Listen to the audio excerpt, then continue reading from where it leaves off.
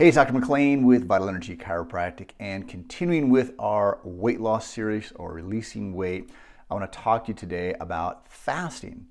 And fasting's been a huge game changer for me. It's been really misunderstood by a lot of people. I've been doing it consistently now for probably 6 or 7 years, I think, and it's been just huge for me. And there's a huge list of just benefits when it comes to fasting. It can really help with your immune system. So it's not just about losing weight. So if you're saying, well, I don't need to lose weight, but you want to heal your immune system or your gut health, your hormones, your gallbladder. It can help with things like anxiety and depression, inflammation, hunger. I mean, one of the biggest thing for me probably was I was having these huge swings in hunger. When I was hungry, I would get grumpy. You can ask my wife. And I don't really have that anymore as well. It's not that I never get hungry, but I don't have these huge swings like I used to have before, and don't have these things that drive me to make poor decisions when it comes to not only my eating, but other parts of my life. Now, the key here is similar to chiropractic. It's not that the fasting fixes those areas, but what happens, just like the chiropractic adjustment, is when you get adjusted, it removes interference from your nervous system, allowing your brain to communicate better with your body, and your body better be able to communicate with your brain so your body can heal itself. And it's the same thing with this fasting through toxins and sugars and all things that we're exposed to throughout our life. It can really throw off our hormones, and we get these false hunger pains. We can't lose weight. There's all these things that get damaged. So let's talk about how you get started, how you can do it, and some of the benefits along with those things that I've experienced as well. So one of the biggest things is when you get started, at least the biggest thing that I experienced, the fasting along with the hunger, excuse me, is the psychological aspect. So even though I was eating pretty healthy at the time, I was really overeating, and I didn't realize that because I was eating at programmed times. You know, I'd get up in the morning, I'd eat breakfast, I'd see patients for a few hours. At the end of my shift, I was like, I gotta have a healthy shake. And even though it's healthy, again, I was eating because that was the time of the day that I ate, not because I was hungry. And so fasting really taught me to be much more in tune with my hunger signals. And if I was hungry, eat. If I wasn't hungry, didn't eat and stop eating or not eat. Also, when I was eating a meal, when I got full, it's okay to stop eating rather than having to finish your plate or even these huge amounts of food. So it's really helped curb the amount of calories I was eating. Now, fasting is not about cutting calories out. You can eat the exact same amount of calories that you're eating right now, but you just condense it down into a smaller window. So it's not about cutting out calories. For me, that's what happened naturally because I was way overeating. Again, even though I was eating healthy food, I was just eating too much. So that was the biggest, probably psychological benefit for me, just getting back in tune, probably with my hormones, but just psychologically paying attention to when I was hungry. So there's a lot of different ways to get started, and there's really no wrong way to fast. What I do most days, I do a 16 to 18 hour fast. And so what that means is I don't eat breakfast typically, and I wait until roughly noon. I'll eat at noon, and then I eat again at supper. So typically I'm eating kind of 2 big meals per day or 2 regular meals per day.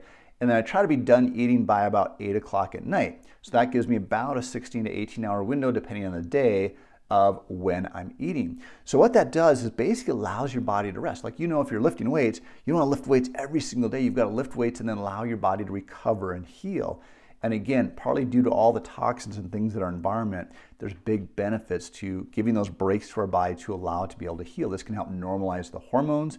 It can allow our body to detox easier, and again, help reprogram those things, help our fat burning and our metabolism levels go up. So there's a lot of different ways to get started. I would start real simply. So if you're used to eating breakfast every single morning, which is what I was doing before I started fasting. So when I first started fasting, it was like, oh my gosh, I'm so hungry, I'm so hungry, I'm so hungry.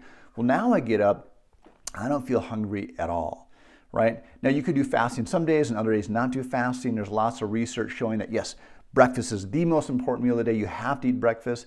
But there's just as much research showing, no, you shouldn't eat breakfast. So I say too with fasting is test it and see how it works for you. If it's working well for you, do it. If it's not, then don't do it. But for me, it works so well, I just decided to continue to keep doing it. I would give this at least 2 weeks, maybe 4 weeks or more before you make a decision, because you're gonna go through some psychological changes, meaning that, you know, if you're really hungry every morning when you wake up because you're used to eating breakfast, it's going to take a little while for your nervous system, your hormones to adjust to not eating breakfast. So now I get up, most mornings, I'm not hungry at all. And by the way, if I wake up in the morning and I'm super hungry, some days I'll just have breakfast those days. So I don't make it a hard and fast rule. And you do want to mix things up. So the one way that you could start is, let's say if you normally eat breakfast at 8 o'clock in the morning, just move that breakfast to 9 o'clock and do that maybe for a few days or a few weeks.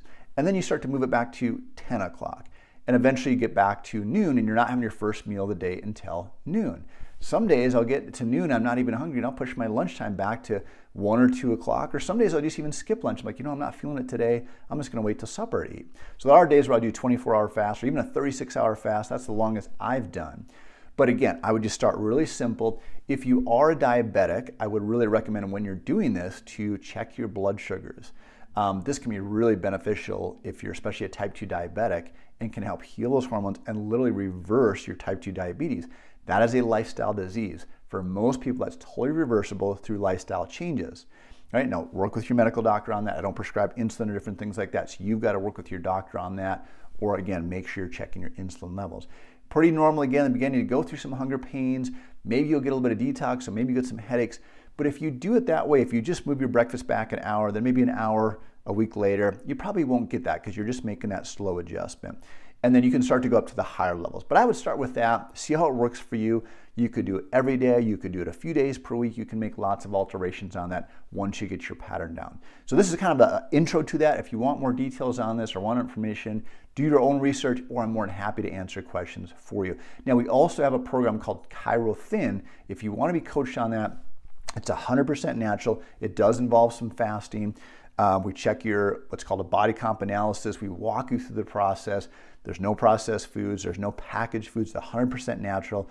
So once you get done with the program, you can naturally transition back into your normal nutrition. All the foods on the ChiroThin program, you buy at the grocery store. There's nothing fancy or different in it. And it helps reprogram those hormones, and we walk you through and coach you through the process. So if you're interested in that, let us know and we'll get you more details on that.